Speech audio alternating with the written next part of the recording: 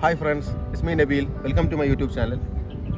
ഇന്ന് ഞാൻ നിങ്ങളുടെ മുമ്പിൽ എത്തിക്കുന്ന എൻ്റെ പാർട്ട് 3 വീഡിയോ ആണ് സെർബിയയിലെ. ഇത് എൻ്റെ വീഡിയോയുടെ അവസാന പാർട്ടാണ്. അപ്പോൾ ഈ പാർട്ടിൽ എനിക്ക് 2-3 കാര്യങ്ങൾ, നേരത്തെ വീഡിയോ പാർട്ട് അവസാനിച്ച സമയത്ത് ഞാൻ നിങ്ങളോട് പറഞ്ഞ പോലെ സെർബിയയിലെ സെക്കൻഡ് ലാർജസ്റ്റ് സിറ്റിയായ നോവിസാഡ് എന്ന സ്ഥലം എക്സ്പ്ലോർ ചെയ്യാനും, അതുപോലെ തന്നെ ഇവിടുത്തെ എൻ്റെ ഹോസ്റ്റൽ മേറ്റ്സിലുള്ള ഫെലോ ട്രാവലേഴ്സിൻ്റെ കുറച്ച് ബൈറ്റ്സ്, അത് അവർ വളണ്ടിയേഴ്സ് ചെയ്ത് വളണ്ടിയേഴ്സ് എന്ന് പറഞ്ഞു കഴിഞ്ഞാൽ എക്സാക്ട്ലി ആ വാക്കിൻ്റെ അർത്ഥം എന്ന് പറഞ്ഞു കഴിഞ്ഞാൽ നമ്മൾ സ്കിൽസ് നമ്മൾ അക്കോമഡേഷനും ഫുഡിനും വേണ്ടി exchange of skills for food and accommodation. അതായത് നമ്മൾ മറ്റുള്ള സ്ഥലത്ത് പോയി ജോലി ചെയ്യുക, എന്നിട്ട് അവർക്ക് അതിന് തിരിച്ചായിട്ട് നമുക്ക് അവിടെ അക്കോമഡേഷൻ ഫുഡ് അവർ നമ്മൾ പ്രൊവൈഡ് ചെയ്യും. അതിനെക്കുറിച്ച് അപ്ലിക്കേഷൻ വിത്ത് worldpackage.com, അതിനെക്കുറിച്ച് ഞാൻ ഡീറ്റെയിൽസ് തന്നെ അതേക്കുറിച്ച് ഞാൻ പറയുന്നുണ്ട് നിങ്ങൾക്ക്. അപ്പം ഈ നോവിസാഡ് എന്ന് പറഞ്ഞ സ്ഥലം ശരിക്കും സെർബിയയിലെ സെക്കൻഡ് ലാർജസ്റ്റ് സിറ്റി ഞാൻ നിങ്ങളോട് പറഞ്ഞു. ഇതൊരു ദിവസം എക്സ്പ്ലോർ ചെയ്യാനുള്ളതുണ്ട്. ഞാൻ രാവിലെ തന്നെ ഹോസ്റ്റലിൽ നിന്ന് ഒരു 8 മണി 8:30 ബസ്സിൽ തന്നെ പോയി. കാരണം എനിക്ക് വൈകിട്ട് എൻ്റെ ഹോസ്റ്റലിൽ തന്നെ തിരിച്ചെത്തണം. അപ്പോൾ അവിടെ സ്റ്റേ ചെയ്യേണ്ട ആവശ്യമില്ല. കാരണം ഇനിയിപ്പോൾ എനിക്ക് അവിടെ അധികം ദിവസം പിറ്റേ ദിവസം അടുത്ത ദിവസം ദുബൈയിലേക്ക് തന്നെ തിരിച്ചു പോകണം. അതുകൊണ്ട് ഞാൻ രാവിലെ തന്നെ ഞാനിതാ ബസ്സിൽ കയറി ഞാൻ നോവിസാഡിലേക്ക് പുറപ്പെടുക. അപ്പോൾ നിങ്ങൾക്ക് നിങ്ങളായിട്ട് ഞാൻ ഇതൊക്കെ എക്സ്പീരിയൻസ് ഷെയർ ചെയ്യാൻ ആഗ്രഹിക്കുന്നത് നമുക്ക് കാണാം. അപ്പോൾ ഈ നോവിസാഡിൻ്റെ ഇതിൻ്റെ മാപ്പിൽ നമ്മൾ നോക്കുകയാണെന്നുണ്ടെങ്കിൽ ഇത് സെർബിയയുടെ, നമ്മൾ നേരത്തെ പോയ താര നാഷണൽ പാർക്ക് സെർബിയയുടെ സദേൺ ഡെസ്റ്റിനേഷനാണ്. ഇത് നോർത്തേൺ ഡെസ്റ്റിനേഷനാണ്. ഇത് ദാനൂബ് നദിയുടെ തീരത്തുള്ള ഒരു സിറ്റി തന്നെയാണിത്. അതുപോലെ തന്നെ ഇത് ഹംഗറി ആയിട്ട് ബോർഡർ ഷെയർ ചെയ്യുന്നുണ്ട്. അപ്പോൾ ഇവിടെ ഈ ഹംഗറി ബോർഡറിലേക്ക് ഇവിടുന്ന് വളരെ കുറച്ച് ദൂരമുള്ളൂ. അപ്പം ഇത് നമുക്ക് ഏകദേശം ഒരു 1.5 മണിക്കൂർ യാത്രയുണ്ട് ഈ ബെൽഗ്രേഡിൽ നിന്ന് നോവിസാഡിലേക്ക്. അപ്പോൾ ഞാനിപ്പോൾ ഈ മെയിനായിട്ട് പോയ സ്ഥലം ഒന്ന് നോവിസാഡും അതേപോലെ തന്നെ ഞാൻ നേരത്തെ പറഞ്ഞ താര നാഷണൽ പാർക്കുമാണ്. പിന്നെ ഇവിടെ തന്നെ ഈ സ്ലാറ്റിബോർ എന്ന് പറഞ്ഞ സ്ഥലമുണ്ട്. ഈ സ്കീയിങ് എക്സ്പീരിയൻസ് ചെയ്യേണ്ട ആൾക്കാർക്ക് സ്ലാറ്റിബോർ ഉണ്ട്. അതുപോലെ തന്നെ കപ്പോണിക് നാഷണൽ പാർക്ക്, അതും വേറെ സ്കീ റിസോർട്ട് തന്നെയാണ്. സ്കീയിങ്, അതായത് ഒരു വിൻ്റർ ടൂറിസത്തിൻ്റെ ഒരു ഏരിയ തന്നെയാണ്. അത് ഞാൻ പോയിട്ടില്ല അവിടെ. ഈ ട്രിപ്പ് പ്ലാൻ ചെയ്യുന്നവർക്ക് അത് ഉപകാരപ്പെടും ആ ഡീറ്റെയിൽസ്. അപ്പോൾ നമ്മൾ ബസ്സിൽ 9 മണിക്ക് തന്നെ ബസ് സ്റ്റാർട്ട് ചെയ്ത് അങ്ങനെ ഏകദേശം ഒരു 1.5 മണിക്കൂർ യാത്ര, നേരത്തെ പറഞ്ഞ 1.5 മണിക്കൂർ യാത്രയുണ്ട്. അപ്പോൾ ഈ യാത്രയിൽ നമുക്ക് ആദ്യമുള്ള ഡെസ്റ്റിനേഷൻ നോവിസാഡിന് മുമ്പ് ഒരു ഡെസ്റ്റിനേഷൻ ഉണ്ട്. അതിൻ്റെ സ്ഥലത്തിൻ്റെ പേര് ശ്രംസ്കി കാർലോവി എന്ന് പറഞ്ഞ സ്ഥലമാണ്. അവിടെയാണ് സെർബിയയിലുള്ള എല്ലാ പ്രധാന വൈൻയാർഡ്സ് ഉള്ളത്. അപ്പോൾ ഇവിടെ നിന്നാണ് അവർ പുറത്തുള്ള മറ്റ് രാജ്യങ്ങൾക്കൊക്കെ വൈൻ വരെ കയറ്റുമതി ചെയ്യുന്നതും അതുപോലെ തന്നെ ഹണിയൊക്കെ കയറ്റുമതി ചെയ്യുന്നതൊക്കെ ഉള്ളത്. അപ്പോൾ ഇതിൻ്റെ സെർബിയയിലെ ഏറ്റവും വലിയ ഒരു വൈൻ യാർഡ്സ് ഉള്ളത്. അവിടെ ഒരുപാട് വൈൻ യാർഡ്സ് ഉണ്ട്. അപ്പോൾ നമുക്ക് അതിൽ ഏറ്റവും ഫേമസ് ആയിട്ടുള്ള 1-2 വൈൻ യാർഡ്സ് ഞാൻ നോക്കി. അപ്പോൾ ഞാൻ അവിടെ വിസിറ്റ് ചെയ്യാൻ നോക്കി. അപ്പം ഇതിന് നമ്മൾ ഇതേ സെയിം ബസ്സിൽ നമ്മൾ നോവിസാഡ് എത്തുന്നതിൻ്റെ മുമ്പ് ഒരു 1/2 മണിക്കൂർ മുമ്പ് നമ്മൾ ഡ്രൈവറോട് പറയണം ഈ സ്ഥലത്ത് നമുക്ക് ഇറങ്ങണം എന്ന് പറയാം. അപ്പോൾ അവിടെ നമ്മൾ ഇറങ്ങുക. എന്നിട്ട് ഇവിടെ ഒന്ന് എക്സ്പ്ലോർ ചെയ്തിട്ട് 1-2 വൈൻ യാർഡ്സൊക്കെ കണ്ട് അവിടുത്തെ ഹണി ഫാക്ടറി ഒക്കെ കണ്ടിട്ട് നമ്മൾ തിരിച്ച് വീണ്ടും അടുത്ത ബസ് കയറി, ഇതേ സെയിം റോഡിന് അടുത്ത ബസ് കയറി നമുക്ക് നോവിസാഡിലേക്ക് പോവാം. അപ്പോൾ ഏകദേശം ഒരു 1.5 മണിക്കൂർ യാത്ര നോവിസാഡിലേക്ക് ഉള്ളതെന്ന് പറഞ്ഞല്ലോ. അപ്പോൾ അതിൻ്റെ മുമ്പ് തന്നെ ഈ സ്ഥലം 1/2 മണിക്കൂർ മുമ്പ് എത്തി. അപ്പോൾ ഞാൻ ഏകദേശം ബസ്സിൽ നിന്നൊക്കെ ആ സമയത്ത് ഇറങ്ങി. എനിക്ക് കറക്റ്റ് സ്ഥലത്ത് ഞാൻ ബസ്സിൽ നിന്ന് ഇറങ്ങി. പിന്നെ കുറച്ച് നടക്കാനുണ്ട്. അപ്പം ഇവിടെ എന്ന് പറഞ്ഞു കഴിഞ്ഞാൽ നമ്മൾ ഈ സ്ഥലം എന്ന് പറഞ്ഞു കഴിഞ്ഞാൽ ഒരു അധികം ഒരു സിറ്റി അല്ലാത്തതുകൊണ്ട് അതിൻ്റെ കുറച്ച് ബുദ്ധിമുട്ട്, നമുക്ക് ട്രാൻസ്പോർട്ടേഷനെ കുറച്ച് ബുദ്ധിമുട്ടുണ്ട്. അപ്പോൾ കുറച്ച് നടക്കണം. അങ്ങനെ വഴിയോരത്തൂടെ നമ്മൾ ഒരു ചെറിയ വാക്കൊക്കെ നടന്ന് ഒരു ചെറിയൊരു ചായ കുടിച്ച് ഞാൻ അങ്ങനെ നോക്കി. അങ്ങനെ ഒരു ഏകദേശം ഒരു 1 കിലോമീറ്ററോളം നമ്മൾ നടക്കണം അവിടുന്ന്. അപ്പോൾ 2-3 വൈൻയാർഡ്സ് ഞാൻ കണ്ടു. അപ്പോൾ ആദ്യം കണ്ടൊരു വൈൻയാർഡ്സ് അത് അന്ന് വർക്കിംഗ് അല്ലായിരുന്നു, അത് അന്ന് ക്ലോസ്ഡ് ആയിരുന്നു. അങ്ങനെ ഞാനൊരു സിവാനോവിക് എന്ന് പറഞ്ഞ വൈൻയാർഡ്സിൽ പോയി. അങ്ങനെ അവിടെ ഞാൻ എത്തിയപ്പോൾ വളരെ സൈലൻ്റ് ആയിട്ടുള്ളൊരു ഗാർഡനൊക്കെ വെച്ച് നല്ല ഇത് ഡെക്കറേറ്റ് ഒക്കെ ചെയ്തിട്ടുള്ള ഒരു വൈൻയാർഡ്സ് ആയിരുന്നു. അങ്ങനെ ഞാൻ അവിടെ എത്തി. അവിടുന്ന് അവരെന്നെ വെൽക്കം ചെയ്തു. അവർ എന്ത് ചെയ്യുക, ഒരു ക്ലാസ് എടുത്തു തരും. അവരെങ്ങനെ വൈൻ ഉണ്ടാക്കുന്നതും അതുപോലെ തന്നെ എങ്ങനെ അവിടുന്ന് ഹണി ഉണ്ടാക്കുന്നതും അതിൻ്റെ പ്രോസസ്സിങ് എങ്ങനെ, അതിൻ്റെ സ്റ്റോറേജ് എങ്ങനെ, എല്ലാത്തിനെ കുറിച്ച് ക്ലാസ് എടുക്കും. അപ്പോൾ ഞാൻ കണ്ട ക്ലാസ് എടുത്ത വീഡിയോയിൽ കുറച്ച് ഭാഗം ഞാൻ നിങ്ങളിത് ഷെയർ ചെയ്യാം.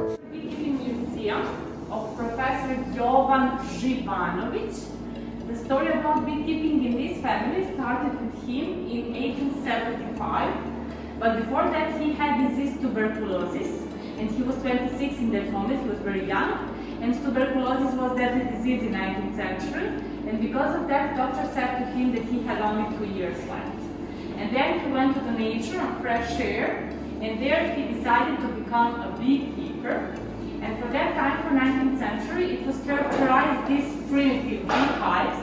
And in these beehives, they had to kill the bees when they wanted to take honey from there. It was only way, unfortunately, but he changed this in our country. He brought from Europe this frame with bee wax, and bees comes here, makes honey here, and then they shaking bees goes away. They didn't kill bees anymore. It's very important. And this frame with honey goes into this centrifugal machine.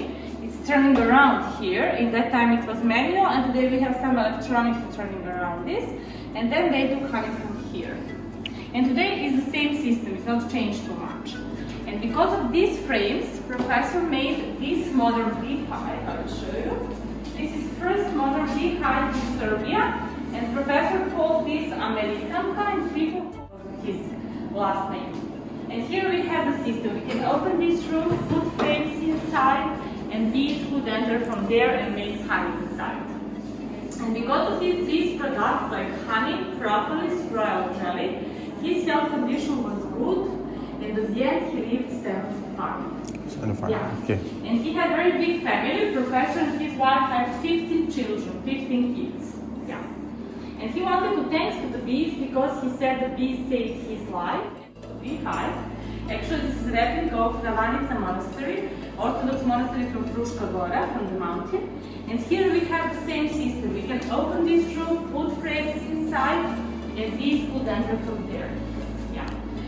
And here you can see this map with the bees. Here we have 3 kinds of bees. This is the male bee. The male bee is just for fertilization. They do not live in the beehive, and after fertilization they are dying.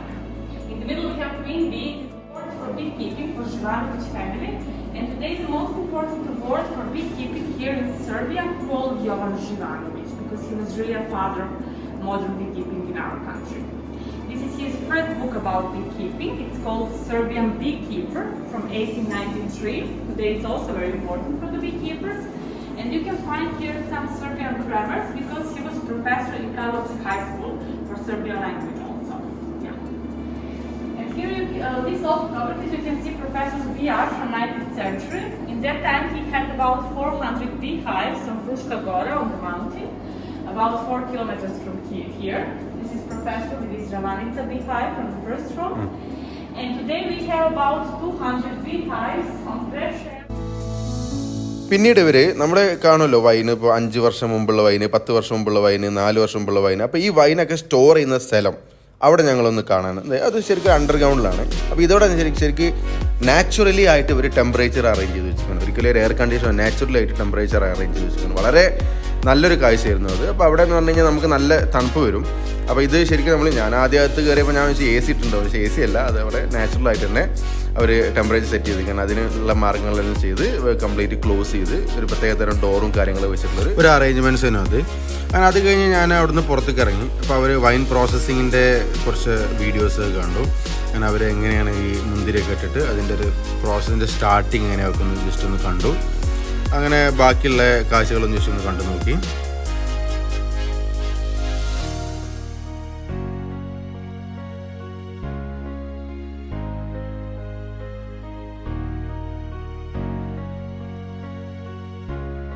ഇനി നമുക്ക് എൻ്റെ 2 ഫ്രണ്ട്സിൻ്റെ ബൈറ്റ്സിലേക്ക് പോകാം. അപ്പോൾ ഇതിൽ എങ്ങനെ അവർ volunteer ചെയ്യുന്നു, അതേപോലെ തന്നെ എങ്ങനെയാണ് അവർ വളണ്ടിയർഷിപ്പിൽ ഏത് ആപ്ലിക്കേഷൻ വെച്ചിട്ട് അവർ പുറത്തുള്ള മറ്റു രാജ്യങ്ങളിൽ പോയി അവർ ജോലി ചെയ്യുന്നതിനെ കുറിച്ചാണ്. അതുകൊണ്ട് ആദ്യം ഇതിൻ്റെ ആപ്ലിക്കേഷനെ നമുക്ക് പരിചയപ്പെടാം. അപ്പോൾ നമ്മൾ ഈ worldpackers.com എന്ന് പറഞ്ഞു കഴിഞ്ഞാൽ നമ്മുടെ ഈ യൂറോപ്പ്, അതായത് ഓരോ സ്ഥലങ്ങളും ഇപ്പോൾ work exchange volunteer abroad, okay, ഇതാണ് സംഗതി. അപ്പോൾ ഞാനിപ്പോൾ സെർബിയയിലേക്കോ അല്ലെങ്കിൽ എനിക്കിപ്പോൾ ഫ്രാൻസിലേക്കോ എവിടെയെങ്കിലും ഒന്ന് പോകണമെന്നുണ്ടെങ്കിൽ ഞാൻ അവിടെ ഒരു 1 മന്തോ 2 മന്തോ എനിക്ക് അവിടെ സ്പെൻഡ് ചെയ്യണമെന്നുണ്ടെങ്കിൽ എനിക്ക് ഈ ആപ്പ് വഴി എവിടെയാണ് ഭാഗം, ഫാം, കമ്മ്യൂണിറ്റി, ഏത് മേഖലയാണ് നമുക്ക് ജോലി ചെയ്യുക, നമ്മളെ സ്കിൽസ് എവിടെ ഉള്ളത്. നമുക്ക് ചിലപ്പം ഒരു ഹോസ്റ്റലിൽ നമുക്ക് നോക്കി നടത്താൻ പറ്റും, ഒരു ഹോസ്റ്റലിൽ നമുക്ക് വർക്ക് ചെയ്യാൻ പറ്റും, അല്ലാതെ നമുക്കൊരു ഫാമിൽ വർക്ക് ചെയ്യാൻ പറ്റും. എന്ത് ജോലിയാണ് നമുക്ക് വേണ്ടത് അത് നമ്മൾ സെർച്ച് ചെയ്ത് നോക്കുക. അങ്ങനെ അത് കഴിഞ്ഞിട്ട് അവർ ഓഫർ ചെയ്യുന്ന, ഞാൻ നേരത്തെ പറഞ്ഞ പോലെ ആ നമ്മളെ സ്കിൽസ് അവർക്ക് കൊടുക്കുകയാണ്. ഉദാഹരണത്തിൽ ഇപ്പോൾ ഫസ്റ്റ് കാണുന്ന സ്ഥലത്ത് ഒരു ഹോസ് ഫാം നോക്കി നടത്തണം. അതിൻ്റെതായാലും കറക്റ്റ് ചെയ്തിട്ട് 1 മീൽ തരും. അതായത് ഫോർ 2 to 8 വീക്സ് ആണ്. ഈ 2 to 8 വീക്സ് നമുക്ക് അവിടെ വർക്ക് ചെയ്യാം. ഈ സമയത്ത് നമുക്ക് ആ സ്ഥലം നമുക്ക് എക്സ്പ്ലോർ ചെയ്യാം. പിന്നെ അതേപോലെ തന്നെ നമ്മൾ ഓരോ സ്ഥലങ്ങൾ ജനറൽ മെയിൻ്റനൻസ്, ഒരു ഗസ്റ്റ് സീസൺ, ഗ്രീൻ വാലി, അതേപോലെ തന്നെ അത് ഹോസ്റ്റൽ മെയിൻറ്റെയിൻ ചെയ്യുക, ഇങ്ങനത്തെ ഒരുപാട്. അപ്പോൾ അതിൽ 1 മീൽ, 2 മീൽ, 3 മീൽ അങ്ങനെ അവർ പറയും. അപ്പോൾ ഈ വളണ്ടിയർഷിപ്പിനെ കുറിച്ച് എൻ്റെ 2 ഫ്രണ്ട്സ്, എൻ്റെ ഹോസ്റ്റൽ 2 ഫ്രണ്ട്സിൻ്റെ ഒരു ബൈറ്റ് ഞാൻ നിങ്ങളെ ഷെയർ ചെയ്യുകയാണ്. അപ്പോൾ അവർ ഈ വളണ്ടിയർഷിപ്പ് എങ്ങനെ ചെയ്യുന്നതും അവർക്ക് എങ്ങനെ ഈ മറ്റുള്ള ആളുകളൊക്കെ ആയിട്ട് ഇൻട്രാക്ട് ചെയ്യാൻ കഴിയുന്നതും ഈ ട്രാവൽ ചെയ്യാൻ കഴിയുന്നതിനെ കുറിച്ച് അവർ പറയും. അപ്പോൾ അവരുടെ വാക്കുകളിലേക്ക് നമുക്ക് പോകാം. Hi. Can you introduce about yourself? Yeah, my name is Victor. I'm from Mexico City. I am a traveler in this moment. I use for the Worldpackers app to travel and find the different experience. I'm sorry, which app you are using? Worldpackers. Worldpacker. Yeah. Okay, I saw another app, hostelworld.com something. Yeah, maybe the Worldpacker. The other website is you can find for the hostels. Okay. Okay. So personally, we are traveling like only for a vacation. Okay, it's like we are getting hotels. Okay, but in this travel, I am staying in the hostel, and I got you all my friends. Okay, so I just want to share your experience, that how you reach here and what is your next destination like. Yeah, actually, my plan is stay 3 weeks, 1 more, and the next country is Bosnia, and the next French. Can you explain yourself about this one? Yeah, like I said, I'm from Brazil. I'm 28 years old. I'm traveling in the past 30 days and volunteer here in Belgrade as in the hostel, and like usually for new experiences, like know new people like you and new cultures, and I'm really enjoying like this experience. For me is very new and very like rewarding for me. So yeah, it's been an amazing time. Which application you are using for this one, volunteering? I'm using the Worldpackers platform. Worldpackers. Yes. And then I found one Alaska guy from US. He's using hostelworld.com. There is another application, right? Yeah. A hostel world I think is more for finding hostels, Okay. and Worldpackers to work in volunteer places. Okay. And next question, that you know that, okay, you're from Brazil. You know that we love Brazil and Argentina.